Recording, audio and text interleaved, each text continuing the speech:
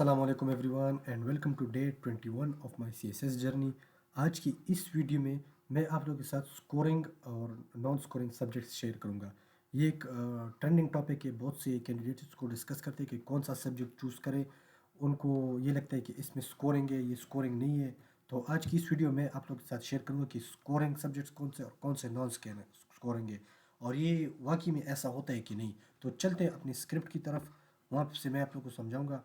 دیکھیے، C S S scoring trends explained subjects like I R, کرiminology, sociology, environmental science often show better scoring patterns. Subjects like international law, journalism, psychology fluctuate depending on paper difficulty.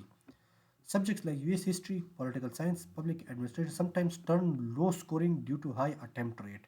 No subject is permanently high or low scoring. It depends on preparation, concepts, and writing style.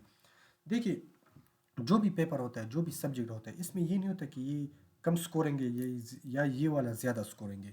یہ سب آپ کے paper attempt کی technique پہ depend کرتا ہے، آپ اس کو کس طرح اٹیمپٹ کرتے ہیں، آپ کی پریزنٹیشن کس طرح ہے، آپ نے کیا کانسیپٹس دیے، کتنی کلیئرٹی کے ساتھ دی، آپ کی رائٹنگ کس طرح ہے، آپ نے کتنے وقت میں کتنا کچھ سمجھا ہے، آپ کا مٹیریل کس طرح ہے، کانٹینٹ کس طرح ہے آپ کا، یہ سب اس پہ ڈیپینڈ کرتا ہے۔ باقی میں یہاں پہ ایک دو تین چیزیں میں مینشن کروں گا۔ ایک ہوتا ہے history of U S A اور دوسرا ہے ہسٹری آف انڈو پاک سب کانٹیننٹ۔ بیسیکلی ان دونوں میں فرق یہ ہے کہ history of U S A میں کچھ خاص واقعات ہیں۔ یہ شروع ہوتا ہے، history of U S A شروع ہوتا ہے 1776 سے لے کر ٹل ڈیٹ۔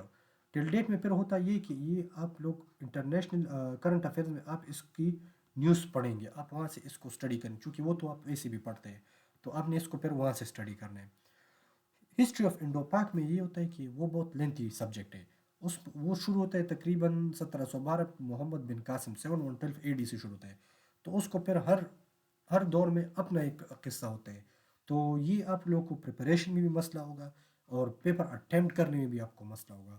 تو I would suggest in this case آپ کوشش کریں کہ اپنے لیے آسانی پیدا کریں، آپ اپنے لیے آسان سبجیکٹ چوز کریں، اور باقی آپ پہ ڈپینڈ کرتا ہے کہ آپ کس سبجیکٹ میں آپ کمفرٹیبل ہیں۔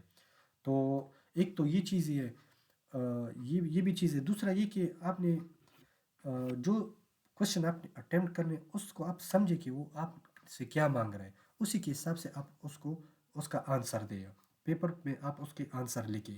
اور ایک چیز اس میں یہ ہے کہ آپ جو انالیٹکس لکھتے ہو، جو میتھمیٹیکل جو بھی ہوتا ہے، سوری میتھمیٹیکل نہیں، وہ تو جی کے میں ہوتا ہے، جو آپ نے فگرز لکھنے، یعنی پاپولیشن آف پاکستان کنسنسس دا، تو وہ آپ نے اس طرح نہیں لکھنے کہ 24 کروڑ 150 اور 350۔